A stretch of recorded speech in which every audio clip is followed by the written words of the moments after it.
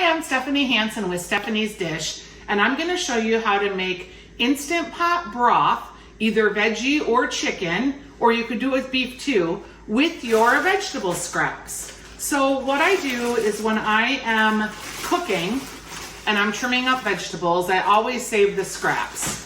When I'm eating chicken, or I have leftover chicken, in this case, these are some leftover chicken wings, I think from the Super Bowl actually.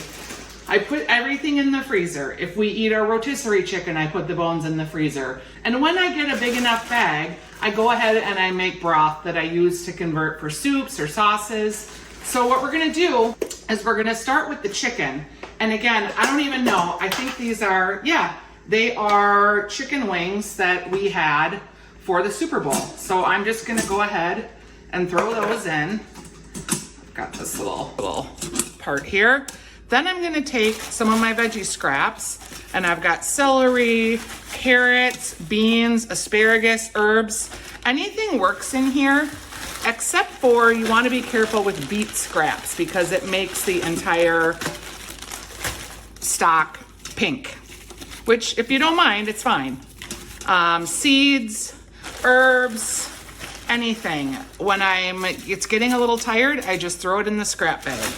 I use the skins too, because the skins of an onion actually give it really nice color. Here's a chicken bone from some dinner that we had. If I have like chicken skin, I'll put that in. And these are frozen, so I really try to mound up because as I wet this, they'll settle in. So I get all of my scraps in there, and then I fill the bowl of my Instant Pot to the fill line.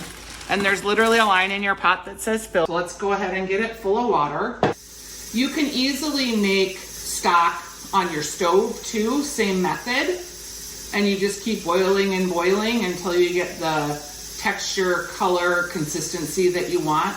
But I think the Instant Pot is so easy because it's just a set it and forget it.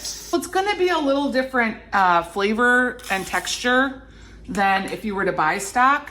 But it's so expensive to buy stock, and you can always take the stock that you made, and if you want it a little thicker or a little more flavorful, amend it with some bouillon cubes or better than bouillon, but it gives you a good base to work with. So I've got enough scraps in here. I've got salt, I've got pepper, I use about a teaspoon of each, and I'm just gonna seal up my Instant Pot here, and I'm just gonna go ahead and do manual for 45 minutes. So I'm just gonna let this sit 45 minutes. When it comes up to steaming, I think I'm gonna show that for this video because a lot of people are afraid of your Instant Pot for no reason. It cannot blow up. It's not like the pressure cookers of the olden days. So our Instant Pot has two ways that you can release. L001 is just counting down. And when you have a recipe that says natural release, that's what you're looking for. If it says natural release for 10 minutes, you'll wait till that says 10 minutes. If it says release steam right away, you'll release right away. Now for stock, it doesn't really matter. You can do it either way. If you forget about it and it sits overnight, it'll be fine and actually still hot the next day. But for showing you how to release steam from the Instant Pot, I'm gonna go ahead and do this live on camera. Now, this pot has a lot of liquid in it, right? So when I release the steam, it's gonna be full of liquid and you're gonna get some spattery. So I'm just gonna hold a towel kind of above. So all I'm gonna do is I'm going to move this to venting, and that's gonna release the steam.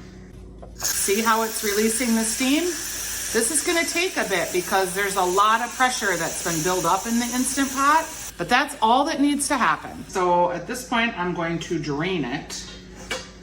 You can press down on the vegetables to get all the maximum juice out of there. And it's really hot, so I gotta be careful. You could wait till everything cooled down if you wanted to. It's probably smart to do that. What I'm left with is literally liquid gold. Super delicious chicken stock. I'm gonna use this for soup. You could use it anywhere that something calls for stock. What I do a lot of times now is I wait till it cools down. I'll grab a scoop and I'll put it in 2 and 4 cup mason jars. I always leave about 1 inch at the top for it to expand when I freeze it, and I throw it in my freezer, and I always have homemade stock. I also drink it. So I like to do intermittent fasting on occasion, and some days I'll fast a whole day. And when I need a little pick-me-up throughout the day, if I'm feeling hungry, I'll drink my broth. But that is how you make broth in your Instant Pot. You can find this recipe at stephaniesdish.com. And as you know, it's not really a recipe, it's more of a technique. But you can find other recipes that will use your stock at stephaniesdish.com